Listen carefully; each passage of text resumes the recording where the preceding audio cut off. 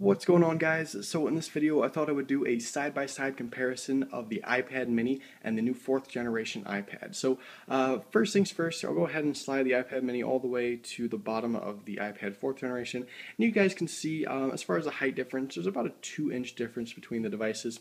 I'll go ahead and put the iPad mini right on top of the 4th generation iPad so you guys can get a little bit better view and a little bit better kind of perspective here.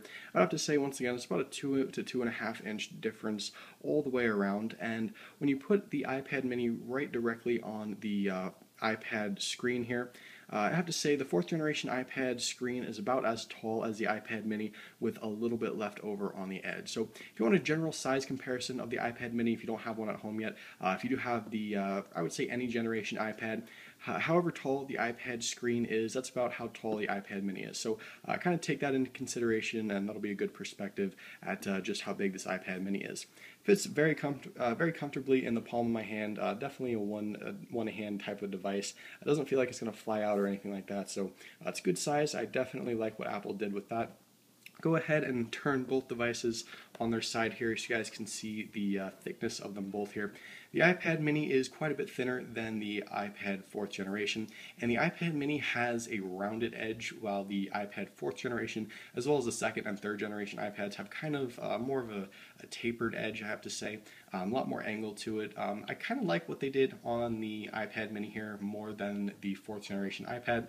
If you have a 5th generation iPod Touch at home, that's going to be the exact same edge as this iPad mini, so just kind of keep that in mind if you're interested. Kind of check that out, and that's kind of a good comparison. So all the way around the devices, there's really not much difference in either devices here. Still the same camera in the middle, still the same home button on the bottom. On the left side of both devices, don't have anything, no buttons or anything like that. On the right side of the device here, we do have a slight difference. The volume up and down switch on the iPad 4th generation is just a single elongated button, while on the iPad mini it's 2 separate buttons. It's really the only difference. Still have the switches up here for sound and or for orientation lock, depending on how you set it. On the top here, both devices, same old, just got the sleep wake button on both devices and a headphone jack on the other side. The iPad mini, however, does have an extra speaker here on the top in the center. Then down on the bottom, once again, just a few slight differences here. Hopefully you guys can see that okay. But on the iPad 4th generation, we have this speaker that kind of progresses into the back of the device along with the lightning connector. And then we also have the lightning connector here on the iPad mini with a speaker and microphone on the bottom on either side of the lightning connector.